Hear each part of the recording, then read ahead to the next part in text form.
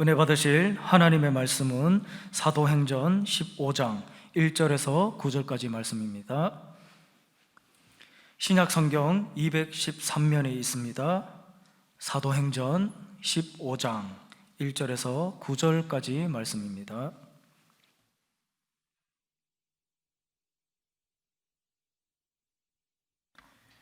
다 같이 합독하시겠습니다. 어떤 사람들이 유대로부터 내려와서 형제들을 가르치되 너희가 모세의 법대로 할례를 받지 아니하면 능히 구원을 받지 못하리라 하니 바울 및 바나바와 그들 사이에 적지 아니한 다툼과 변론이 일어난지라. 형제들이 이 문제에 대하여 바울과 바나바와 및 그 중에 몇 사람을 예루살렘에 있는 사도와 장로들에게 보내기로 작정하니라. 그들이 교회의 전송을 받고 베니게와 사마리아로 다니며 이방인들이 주께 돌아온 일을 말하며 형제들을 다 크게 기쁘게 하더라. 예루살렘에 이르러 교회와 사도와 장로들에게 영접을 받고 하나님이 자기들과 함께 계셔 행하신 모든 일을 말하며 바리새파 중에 어떤 믿는 사람들이 일어나 말하되 이방인에게 할례를 행하고 모세의 율법을 지키라 명하는 것이 마땅하다 하니라. 사도와 장로들이 이 일을 의논하러 모여 많은 변론이 있은 후에 베드로가 일어나 말하되 형제들아 너희도 알거니와 하나님이 이방인들로 복음의 말씀을 들어 믿게 하시려고 오래전부터 너희 가운데서 나를 택하시고 또 마음을 아시는 하나님이 우리에게와 같이 그들에게도 성령을 주어 증언하시고 믿음으로 그들의 마음을 깨끗이 하사 그들이나 우리나 차별하지 아니하셨느니라. 아멘. 목사님께서 봉독해 주신 사도행전 15장 1절에서 9절까지 말씀을 중심으로 본질로 돌아가자라는 제목으로 하나님 말씀 선포하기 원합니다. 같이 한번 해보실까요? 본질로 돌아가자. 분수령이라는 것이 있습니다. 이 분수령에 물이 오른쪽으로 살짝 떨어지면 동쪽으로 물이 흘러서 동해 바다로 빠지고 왼쪽으로 살짝 떨어지면 서쪽으로 물이 흘러서 서해 바다로 빠집니다. 우리나라에도 강원도 태백에 삼수령이라고 하는 곳이 있습니다. 사진에 보시면 저곳인데요. 저곳에 물이 떨어져서 빗방울이 북쪽으로 살짝 치우치면 한강으로 흘러서 황해로 서해로 빠져나갑니다. 그리고 남쪽으로 살짝 물이 떨어지게 되면 낙동강을 타고 남해 바다, 우리 부산을 지나쳐서 흘러갑니다. 동쪽으로 치우치면 오십천이라고 하는 길을 따라서 동해로 빠져나갑니다. 자, 산의 이쪽과 저쪽 나누는 이 분수령을 아주 중요시 여깁니다. 그래서 우리 인생에도 분수령 같은 때가 있다라고 표현을 하지요. 오늘 본문 말씀은 교회 역사에 2000년의 교회사에 분수령이 되는 굉장한 터닝포인트, 전환점이었습니다. 우리 삶에도 교회와 나라와 개인적인 삶에도 이러한 분수령이 예수 그리스도 때문에 있게 되기를 주의 이름으로 축원드립니다. 오늘 이 본문 말씀을 통하여 하나님이 우리에게 주시는 교훈은 무엇일까요? 크게 두 가지 말씀을 전하기 원합니다. 첫 번째로 우리 인생에 질문이 있습니다. 율법인가? 믿음인가? 오늘 예루살렘에 있어서 회의를 했던 이 내용은 예루살렘 제1차 공회의라고 불리울 정도로 아주 중요하고 의미가 있는 회의였습니다. 회의 결과는 무엇이었을까요? 본질로 돌아가자는 것이었습니다. 자, 율법과 믿음, 어떤 상관관계가 있을까요? 사도 바울이 1차 전도 여행을 잘 마치고 안디옥에 돌아왔습니다.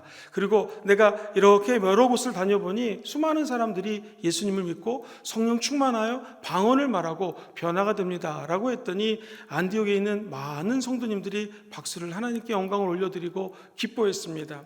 그랬을 때에 그 문제가 터졌습니다. 항상 일이 잘 되고 난 다음에는 안 좋은 일이 생기는 것 같습니다. 오늘 본문 1절 말씀엔 이렇게 적혀져 있습니다.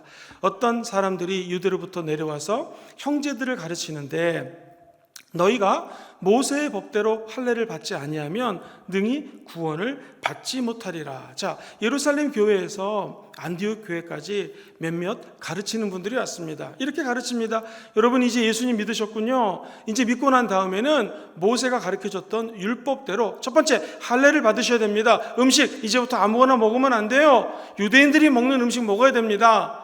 특별히 중요한 것 절기 꼭 지켜야 됩니다 라고 이야기를 했습니다. 그러자 바울과 바나바와 이 예루살렘 교회에서 오신 가르치는 분들과 티격태격 말다툼이 있게 되었습니다. 자, 이걸 어떻게 하면 좋을까 고민을 하다가 이 안디옥 교회에서 바울과 바나바 그리고 몇몇 성도님들을 저 멀리 예루살렘에 있는 교회로 파송을 합니다. 그리고 그곳에 가서 회의를 하고 결론을 짓고 오십시오 라고 말씀을 합니다.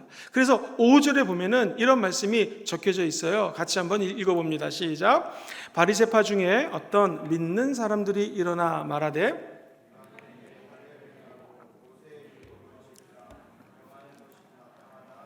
자, 여기서 보면 믿음과 율법 때문에 문제가 생긴 거였습니다. 자, 저와 여기 계신 성도님들이 유대인이라고 가정해 보겠습니다. 우리는 그냥 어려서부터 먹어야 될 음식, 안 먹어야 될 음식을 잘 구별해서 먹었습니다. 그리고 절기, 유월절이라든가 하나님 명령하신 절기들은 잘 77절 이런 것들을 지켰습니다. 문제 없죠. 여기다가 우리 유대인들은 예수님이 메시아다, 구세주다라는 것만 믿으면 신앙생활하는데 전혀 문제가 없습니다. 문제는 이 할례를 우리는 태어난 지 8일 만에 받았기 때문에 전혀 상관이 없는데 이방인들은 나이가 20살, 30살, 50이 넘어서 예수님을 믿은 사람들고 할례, 오늘날로 치면 포경수술을 받으라고 하니 이게 얼마나 큰 문제입니까? 또 먹는 것도 아무거나 먹으면 안 되고 가려서 유대인들이 먹는 음식만 먹어야 됩니다. 절기도 꼭 지켜야 됩니다. 이러니까 나중에 믿게 된 예수를 믿은 나이 먹고 믿은 분들이나 이방인들은 큰 문제에 봉착하게 된 것입니다. 아니 옛날부터 생활해 오던 것들을 다 패턴을 버리고 이제 그 형식들을 따라가야 되니 얼마나 힘들었겠습니까? 자, 과연 이 율법대로 살아야 됩니까? 아니면 우리 예수 믿은 사람들은 믿음대로 살아야 됩니까? 복음대로 살아야 됩니까? 라는 질문이 찾아오게 되었습니다. 유대인도 복음을 통해서 하나님의 백성이 될 수 있었습니다. 할례를 받으십시오. 율법을 다 지켜야 됩니다 라고 강조를 하면 복음이 뭔가 부족한 것이 됩니다. 복음만으로는 부족하기 때문에 율법도 지켜야 되고 이것저것 해야 됩니다 라고 말하는 것과 똑같은 것이죠. 그래서 사도 바울은 이 예수 그리스도의 십자가 복음 외에 다른 가르치는 복음들을 다른 복음이라고까지 이야기를 합니다. 갈라디아서 1장 7절과 8절에 보면 이런 말이 나옵니다. 사도 바울의 말씀입니다. 다른 복음은 없나니 다만 어떤 사람들이 너희를 교란하여 그리스도의 복음을 변하게 하려 함이라. 그러나 우리나 혹은 하늘로부터 온 천사라 할지라도 우리가 너에게 전한 복음 외에 다른 복음을 전하면 저주를 받을지어다. 초대교회 큰 논란이 이렇습니다.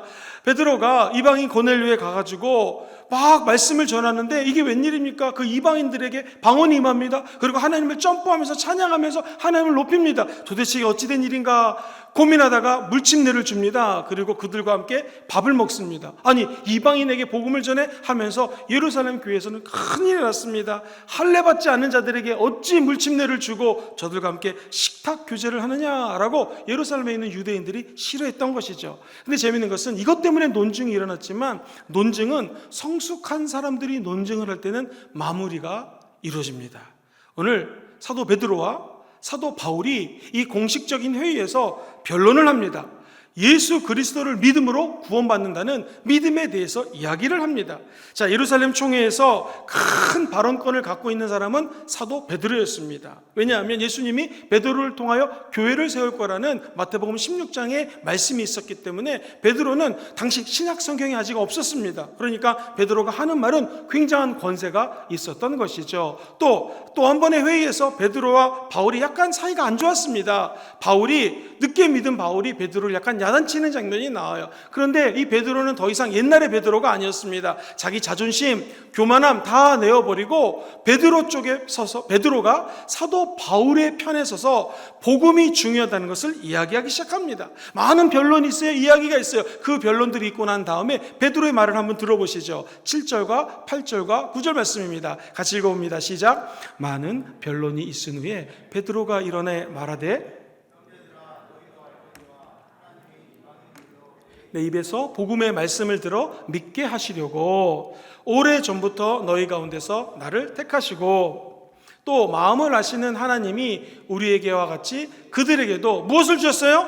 성령을 똑같이 주셔서 중환하셨고 9절 시작 믿음으로 그들의 마음을 깨끗이 하사 그들이나 우리나 차별하지 아니하셨다. 자, 믿음으로 그들의 마음을 깨끗하게 하셨다. 그러니까 저와 여러분들이 영과 혼이 깨끗해질 수 있는 방법은 오직 믿음이라는 것이죠. 이처럼 베드로가 얘기합니다. 바울도 이렇게 고백합니다. 급기야 야고보, 예수님의 친동생이었던 야고보 사도도 똑같은 얘기를 합니다. 그러니 너희들이 어찌 저 나중 제자된 즉 이방인들에게 저렇게 올무를 씌워가지고 또는 멍에를 뒤집어 씌워가지고 힘들게 하느냐, 그렇게 하지 말아라 라는 말씀이 10절의 말씀이에요. 같이 한번 10절 읽어봅니다. 시작. 그런데 지금 너희가 어찌하여 하나님을 시험하여 우리 조상과 우리도 능히 매지 못하였던 멍에를 제자들의 목에 두르느냐. 저 멍에가 율법입니다. 힘든 율법을 왜 저 제자들에게 메우게 하느냐라는 것입니다. 자, 그러면서 오늘 핵심적인 말씀 11장에 보면 11절에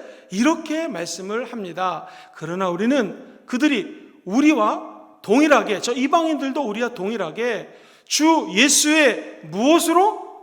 은혜로 구원받는 줄을 믿노라 라고 하면서 믿음을 선포합니다. 감사하게도 바울과 이방인 교회의 믿음이 승리했기 때문에 유대 민족주의에서 벗어날 수가 있었어요. 쉽게 얘기해서 율법이라고 하는 고루한 형식에서 벗어나서 참 자유 되신 예수님을 자유롭게 믿을 수 있게 되었다라는 것이죠. 자, 이게 2000년 전 사건입니다. 역사는 흐름이 있고 반복이 됩니다. 시간이 흘렀어요. 약 1500년이 흐르고 난 다음에 똑같은 문제가 또 교회에 생겼습니다. 얼마나 교회가 율법을 따지게 되었냐면 선행을 해야 된다, 착한 일을 해야 된다, 그리고 심지어 헌금을 해야지만 천국에 간다, 구원을 받는다.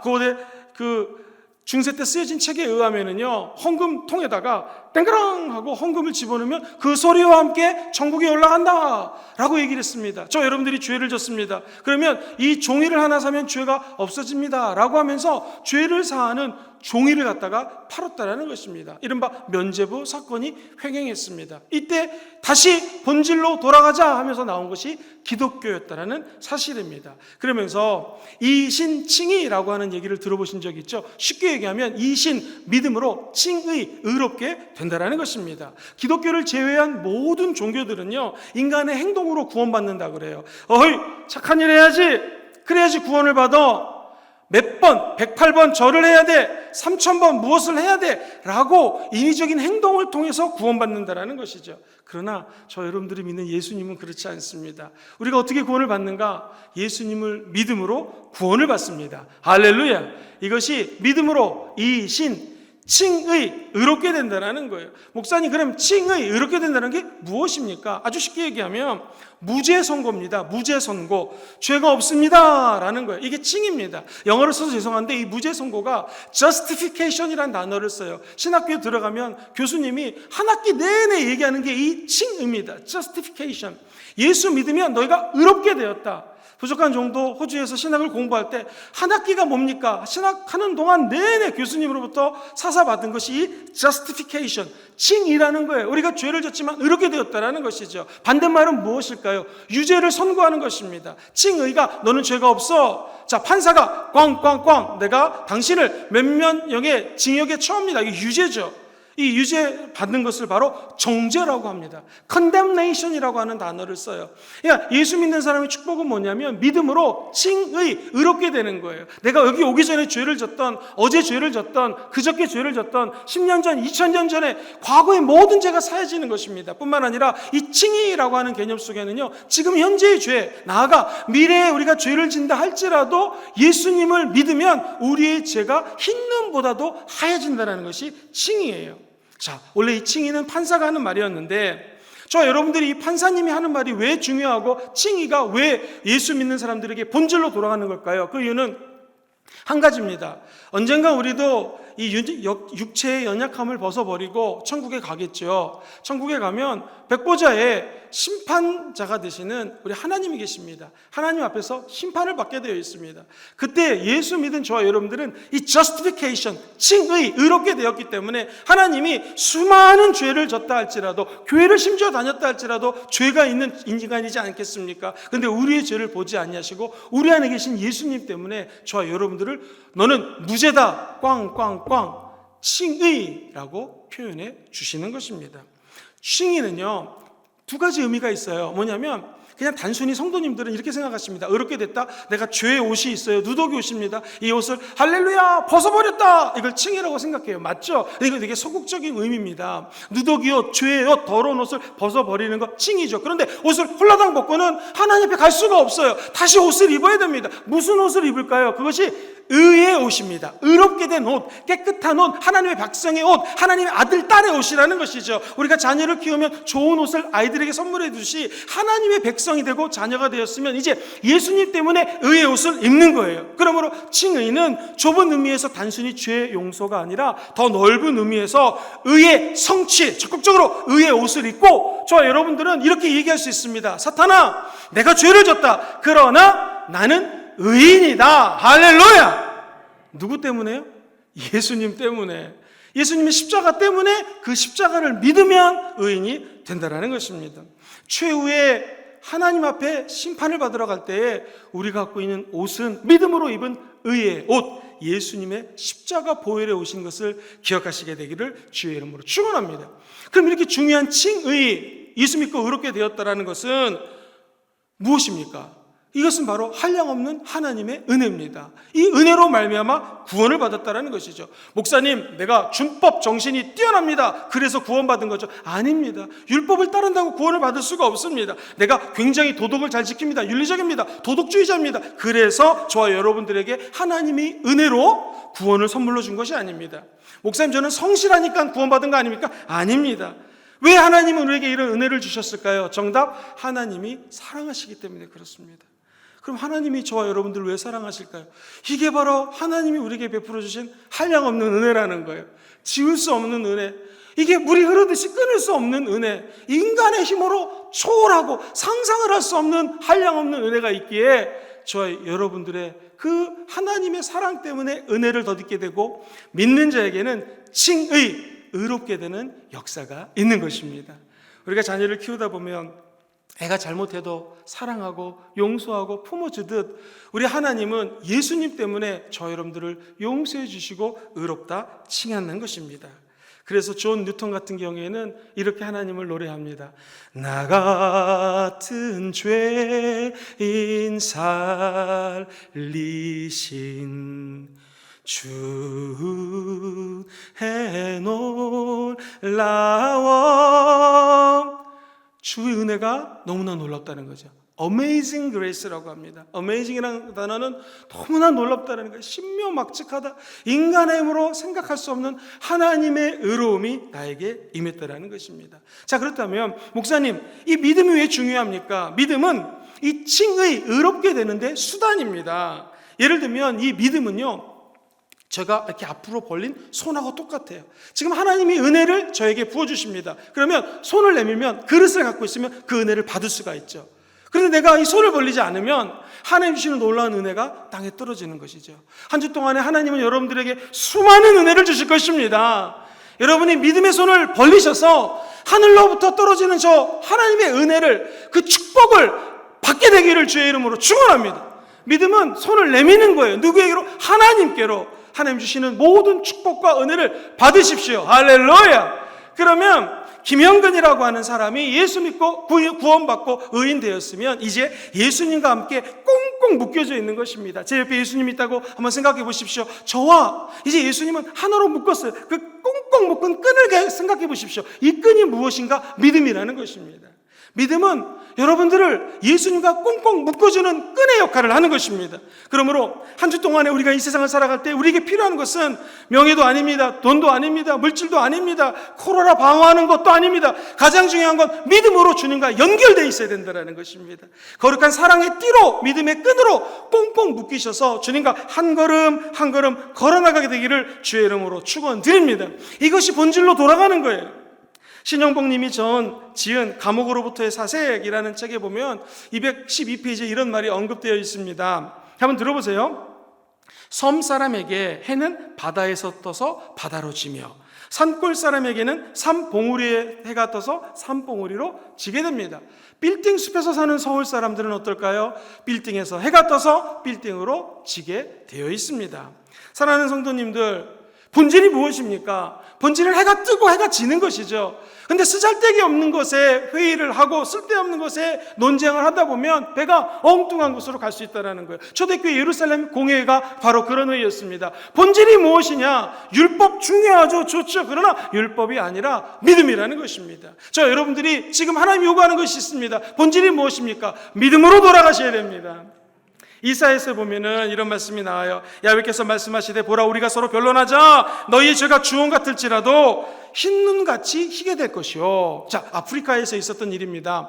아프리카에 선교사로 갔습니다. 그랬더니 눈이 있을까요? 없을까요? 없습니다. 이분들도 죄가 진홍같이 붉은데 흰눈처럼 하얗게 될 거다. 이해를 할 수가 없어요. 그래서 선교사님이 이거 어떻게 하면 좋나? 라고 기도를 했는데, 사랑하는 성도님들, 야자수 아시죠? 야자수를 사람들이 따가지고 탁 쪼갰더니 그 안에 하얀 색깔의 야자수 그 열매가 나오는 거예요. 그래서 그 아프리카에는 성경이 이렇게 번역이 되어 있습니다. 우리가 변론하자. 너희 죄가 주홍같이 붉을지라도 예수 그리스도를 믿으면 야자수 열매처럼 하얗게 될 것이다.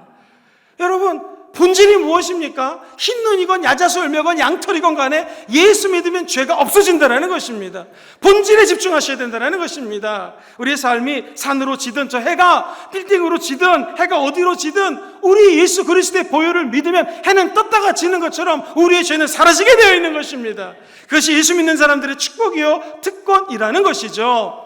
한 주의종이 있었습니다. 친구가 벼락 맞아 죽는 것을 봤어요. 그러니까 이 죽음이라는 것이 무섭구나. 죽고 난 다음에 어떻게 될까 고민하다가 예수를 믿고 하나님의 영광을 위해서 살아왔는데 죽으면 천국 갈 확신이 안 들더랍니다. 그래서 기도하는 가운데 주의종이 되었습니다. 수많은 예배도 인도해 봤습니다. 별의별 거 다 해봤지만 믿음에 확신이 없었어요. 당시 기독교가 없었기 때문에 이 주의종은 신부님 앞에 가서 고해성사를 하루에 몇십 번 해야지 아이고 죄가 사해졌다 천국 갔구나 라는 확신이 들었습니다. 어느 날은 이 성전으로 올라가는 계단을 갖다가 손으로 올라가는 것도 아니에요. 무릎팍으로 기어서 올라갑니다. 왜? 이렇게 해서라도 내가 구원을 받을 수 있다면 구원을 받겠다. 할렐루야. 그런데 구원의 확신이 없었습니다. 그가 어느 날 한 고성 오래된 성에 올라가서 로마서 말씀을 연구하는데 눈이 번쩍 뜨게 됩니다. 우리가 너무나 잘 아는 로마서 1장 77절 말씀입니다. 이렇게 적혀져 있죠.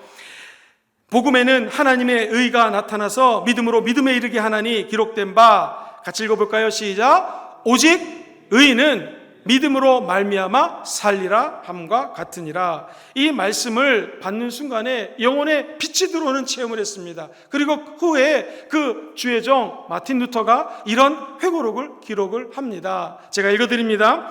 나는 생각을 가다듬고 복음에는 하나님의 의가 나타나서 믿음에 믿음으로 이르게 하나니 기록된 바 오직 의인은 믿음으로 말미암아 살리라 함과 같으니라는 말씀에 집중을 했습니다. 나는 하나님의 의가 하나님으로부터 받은 은총, 즉 믿음으로 사는 의라는 것을 알았고, 국률이 풍성하신 하나님이 믿음으로 말미암아 우리를 의롭게 하신다는 그 의가 복음으로 나타나는 것을 깨달았습니다. 그 순간 천국으로 들어가는 듯한 새로운 느낌을 받았고 성경 전체가 새롭게 보이기 시작했습니다. 나는 성경을 처음부터 끝까지 읽어나갔습니다. 바울이 전한 로마서 말씀은 나에게 천국으로 통하는 뭐가 되었어요?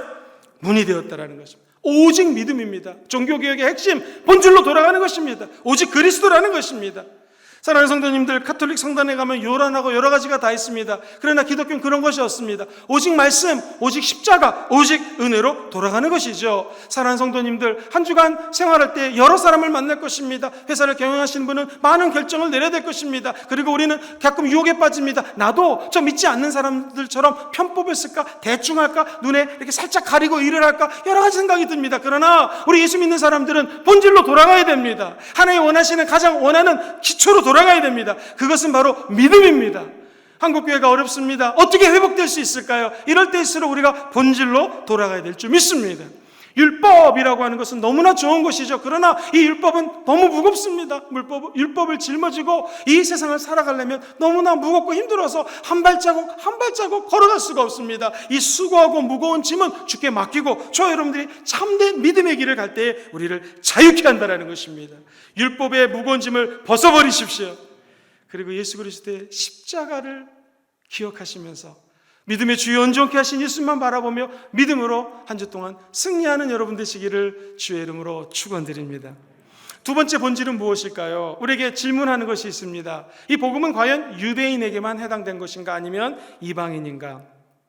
항상 분수령은 획기적인 변화를 가져옵니다. 이때까지만 해도 모든 교회의 리더십들은 다 유대인이었습니다. 그런데 하나님이 구원의 역사를 유대인 중심에서 이제 이방인들에게로 방향을 바꾸십니다. 오늘 이 회의의 결정을 통하여 이방인들에게 많은 리더십이 부여되게 됩니다. 그래서 우리가 잘 아는 피부가 검은 사람도 저 아프리카 애굽에서 왔다 할지라도 초대교회 리더가 될 수 있었고, 심지어 초대교회에 있었던 자료들을 연구해 보면 당시 여성들은 사람으로 카운트를 안 했는데 여성들이 앞에 나와서 기도를 할 때라고는 것들을 연구해 봤더니 학자들에 의하면 그 기도가 대표 기도예요. 오늘날 오히려 한국교회 아니 세계교회에서도 여성 성도들이 잘 대표 기도 안 하지 않습니까? 그런데 이미 초대교회는요 차별이 없었습니다. 여자 성도들이 대표 기도 했다라는 것입니다. 즉 피부가 어떻든 학력이 어떻든 돈이 있든 없든 이런 차별이 없어졌다라는 거예요. 뭐를 통하여? 하나님의 복음을 통하여 차별 없이 유대인뿐만 아니라 이방인에게도 복음을 전포할 수 있었다라는 것입니다.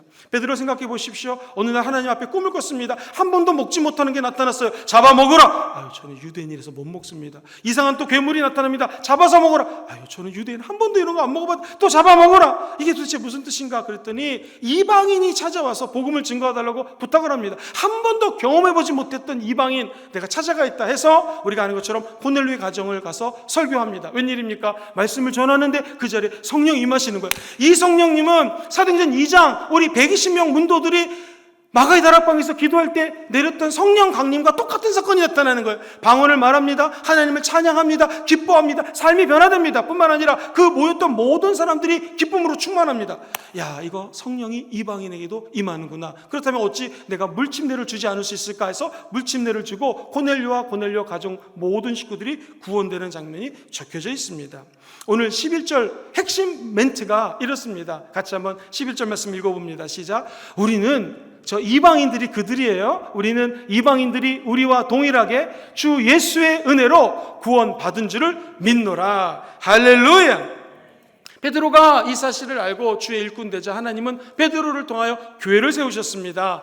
마태복음 16장에 보면은 내가 너의 이름을 더 이상 베드로라 하지 아니하고 반석이라 하리니, 영어로는 Rock of Salvation, 구원의 반석이라는 것입니다. 이 반석 위에 내가 교회를 세우리니 음부의 권세가 이 반석에 틈타지 못할 것이다 라고 예수님이 말씀하십니다. 음부의 권세는 지옥의 문이라는 뜻입니다. The gate of hell, 즉 이 음부, 지옥에도 권세가 있는데 이 지옥의 권세가 너 교회를 틈타지 못할 거다. 이 말은 되게 적극적으로 해석할 수가 있습니다. 상식적으로 문을 만들어 놓는다는 것은 수비하기 위해서, 방어하기 위해서 만들어 놓습니다. 옛날에 영화를 보게 되면은 모든 전쟁 영화에 성을 만들고 문을 굳건히 잠깁니다. 왜 그럴까요? 수비하는 거죠. 방어하는 거죠. 마찬가지입니다. 우리는 한 가지 확신이 있어요. 믿음으로 예수를 믿으면 이제 복음이 온 열방으로 퍼져나가기 위해서는 성령이 필요합니다. 성령이 너에게 임하시면 권능을 받는다 했으니 권능을 받았습니다. 그럼 권능 받는 자가 해야 되는 일은 무엇인가? 마귀가 지옥의 문을 닫아놓고 우리를 두려워한다는 것입니다. 지옥의 문이 교회를 침범할 수가 없어요. 여기 계신 모든 분들은 한 사람 한 사람들이 성령이 거하는 성전입니다. 교회입니다. 교회인 여러분들을 마귀가 틈탈 수가 없어요. 오히려 교회인 우리가 저 뺏겼던 건강을 뺏겼다면 마귀의 진을 허물어 버리시고 뺏겼던 건강을 찾아오시게 되기를 주의 이름으로 축원합니다. 내 마음속에 기쁨을 뺏겼다면 마귀의 문을 활짝 열어 제끼시고 마귀의 집에 들어가서 그 기쁨을 찾아오셔야 됩니다. 마귀에게 물질을 뺏긴 반이 있다면 음부의 권세가 교회를 감히 침범할 수 없다는 것이죠. 이게 영적인 교훈입니다. 우리는 마귀의 문을 열어 제끼고 뺏겼던 물질들, 축복들, 구원, 성령 충만 다 찾아오시게 되기를 주의 이름으로 축원합니다. 이게 믿음 있는 크리스찬이라는 것이죠. 적어도 초대교회는 그랬다는 것입니다. 이 예루살렘에서 공회의가 열렸을 때 성도들이 유대인에게 집착할 것인가, 이 복음이 온 열방을 향할 것인가 했을 때 하나님의 구원 사역이 있었어요. 성령이 임하면 권능을 받고 땅끝까지 이뤄 증인되는 하나님의 계획이 있었기에 유대인들조차 맞습니다. 복음이 우리 유대인에게만 있는 것이 아니라 저 이방인에게도 있습니다 하면서 공식적으로 이방인에게 복음을 전파하는 것이 허락이 되었습니다. 공표가 되었다는 사실입니다.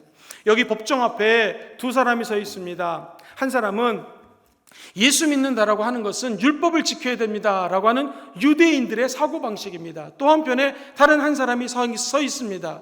복음을 믿으면, 예수를 믿으면 이제 자유롭게 되고 율법을 따르는 것 중요하지만 성령 안에서 믿음으로 살아갈 수 있습니다 하는 것입니다. 이때 하나님은 이 믿음을 가지고 살 수 있다는 사람들의 손을 들어줬습니다. 그래서 오늘날 대한민국 우리 부산 땅에 순복음 금정교회도 세워질 수가 있었고 저 여러분들이 이렇게 예배 드리게 됐다는 것입니다. 성경 말씀처럼 교회는 차별이 없습니다. 사랑하는 성도님들, 아버지가 사랑하는 둘째 아들이 떠났을 때 마음이 얼마나 답답했겠습니까? 아버지 말씀대로 살았던 큰아들, 아빠는 큰아들도 사랑하지만 죄를 짓고 허랑방탕한 인생을 살았던 둘째 아들이 들어올 때에 그가 신발을 신지 않고 밖으로 뛰어나갔다. 옛날 고대 근동에서는 집주인이 높은 신분이 있는 사람들이 신발을 벗을래야 벗을 수가 없었습니다. 신발을 벗고 진흙탕을 뛰쳐나가서 둘째 아들을 안아주고 반가워줬다. 왜 그랬을까요? 사랑했기 때문에 그랬다라는 것입니다. 둘째 아들이 이제 어떻게 해야 됩니까? 그 사랑 안에 녹아 들어가서 예수님 증거하는 크리스찬처럼 아빠의 사랑을 증거해야 되지 않겠습니까? 우리에게 요구하시는 하나님의 율법은 이제 무엇입니까? 우리가 예수 믿고 구원받았다면 이제 그 사랑과 은혜와 놀라운 의의 옷을 선물로 받았으니 이제 우리도 복음 전파하는 일에 목숨을 걸어야 된다는 것입니다. 예수 믿는 사람들은 하나님 은혜 가운데 사명이 주어져 있습니다.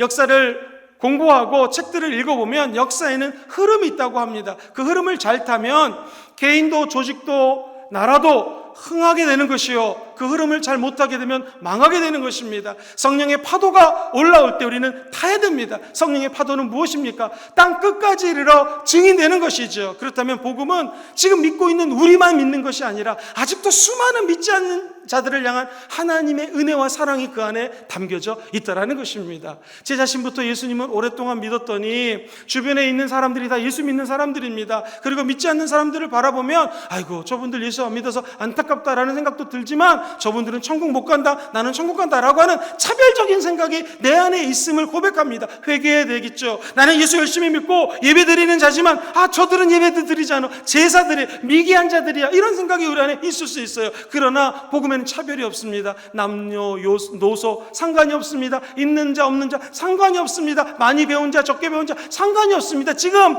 믿지 않는 사람들은 교회를 향하여 욕을 한다고 하지만 저들에게도 필요한 것이 그 안에 허탈함을 달랠 수 있는 것이 오직 한 가지, 예수 십자가의 복음이라는 것입니다. 우리가 어떻게 하면 이제 다시 부흥하고 살아날 수 있겠습니까? 오늘 초대교회 말씀처럼 본질로 돌아가야 됩니다. 본질의 가장 핵심은 무엇입니까? 예수 믿고 구원받는 것입니다. 믿음은 그릇입니다. 그릇을 활짝 여시고 주님 주신 놀라운 은혜와 축복을 받아 누리게 되시기를 주의 이름으로 축원합니다. 그 은혜와 축복을 받았으면 이제 주님이 저 여러분들에게 요구하는 것은 무엇입니까? 유대인에게만 아닙니다. 이방인에게도 하나님의 복음의 물결이 휘몰아쳤던 것처럼 저와 성도님들을 통하여 하나님의 놀라운 복음의 강물이 물이 바다 덮음같이 한량없는 하나님의 은혜의 폭포수로 말미암아서 잃어버린 영혼들을 구원시키는데 통로로 저와 여러분들이 쓰임받게 되기를 주의 이름으로 축원드립니다. 말씀을 정리합니다. 우리도 인생을 살다 보면 예수를 열심히 믿고 하나님의 말씀을 알다 보면 율법인가 믿음인가 헷갈릴 때가 있습니다. 본질은 믿음입니다. 믿음으로 다시 돌아가셔야 됩니다. 때로는 유대인인가 이방인인가 헷갈릴 때가 있습니다. 정답은 이방인입니다. 우리도 선교해야 됩니다. 전도해야 됩니다. 복음 전파자로 하나님께 귀하게 쓰임받는 탁월한 충성된 일꾼들 되시기를 주의 이름으로 축원드립니다.